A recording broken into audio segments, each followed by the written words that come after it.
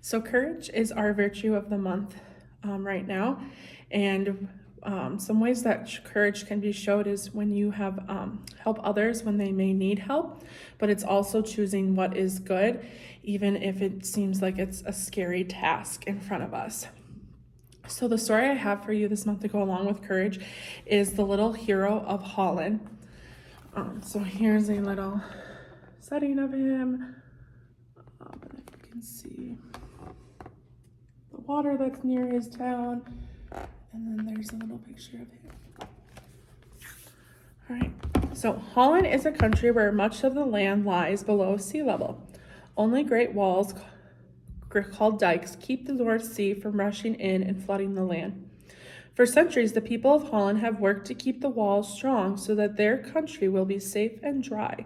Even the little children know the dikes must be watched every moment, and that a hole no larger than your finger can become a very dangerous thing. So if you show you this again, here's that wall that's keeping all that water out, but they have to make sure that this wall stays nice and sturdy. Otherwise, it will flood the town. Many years ago, there lived in Holland a boy named Peter. Peter's father was one of the men who tended the gates in the dikes, called sluices.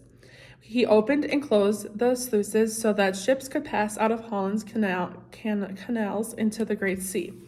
One afternoon in the early fall, when Peter was 8 years old, his mother called him from his play.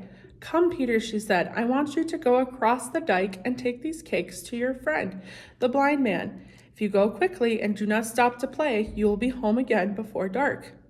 The little boy was glad to go on such an errand and started off with a light heart. He stayed with the poor blind man a little while to tell him about his walk along the dike and about the sun and the flowers and the ships far out at sea. Then he remembered his mother's wish that he should return before dark, and bidding his friend goodbye, he set out for home. So here, this picture that I showed you before shows him with his friend, the blind man, that he went to deliver some food to. So remember, he had to go out past the wall to see this blind man. As he walked beside the canal, he noticed how the rains had swollen the waters and how they beat against the side of the dike, and he thought of his father's gates. "I am glad they are so strong," he said to himself. "If they gave way, what would it become of us? These pretty fields would be covered with water. Father always calls them the angry waters. I suppose he thinks they are angry at him for keeping them out so long."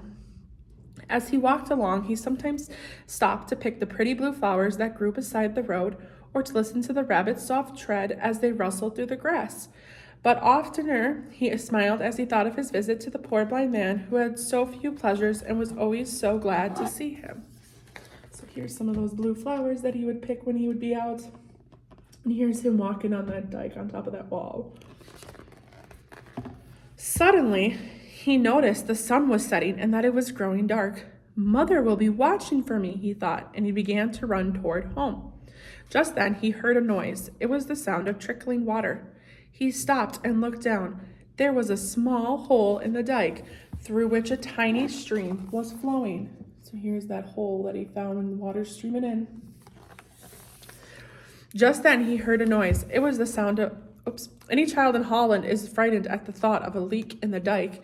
Peter understood the danger at once. If the water ran through a little hole, it would soon make a larger one, and the whole country would be flooded. In a moment, he saw what he must do. Throwing away his flowers, he climbed down the side of the dike and thrust his finger into the tiny hole. He put his finger in that hole to stop the water from rushing in. The flowing of the water was stopped. "Oh," he said to himself, "the angry waters must stay back now. I can keep them back with my finger. Holland shall not be drowned while I am here." This was all very well at first, but soon it grew dark and cold. The little fellow shouted and screamed. Come here," he called. But no one heard him. No one came to help him. It grew still colder, and his arm ached and began to grow stiff and numb. He shouted again, "Will no one come?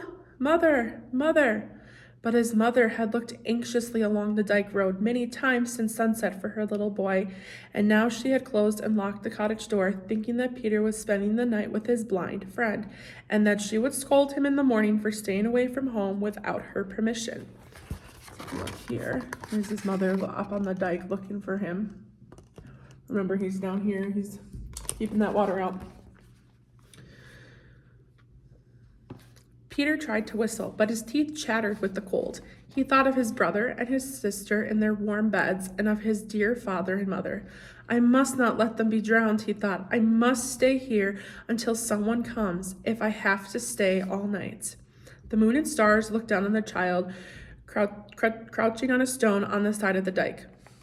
His head was bent and his eyes were closed, but he was not asleep, for every now and then he rubbed the hand that was holding back the angry sea. I'll stand it somehow, he thought, so he stayed there all night, keeping the water out. So he continued to stay there all night. Early the next morning, a man going to work thought he heard a groan as he walked along the top of the dike.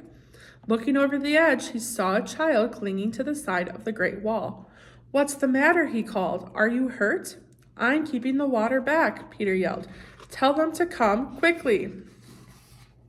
The alarm was spread. People came running with shovels, and the hole was soon mended. They carried Peter home to his parents, and before long, the whole town knew how he had saved their lives that night.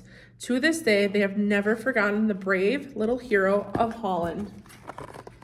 And here he is. There's them celebrating him after they fixed the hole. And because of his little act of bravery that he chose to have courage, even though sometimes he felt like people had forgotten about him and his body became sore holding that water, his finger in that hole so the water didn't rush in. He chose to have courage, even though it seemed like scary, but he knew it was the right thing to do. So that is an example of how we can show courage when it comes to knowing the good thing to do, even if it seems scary.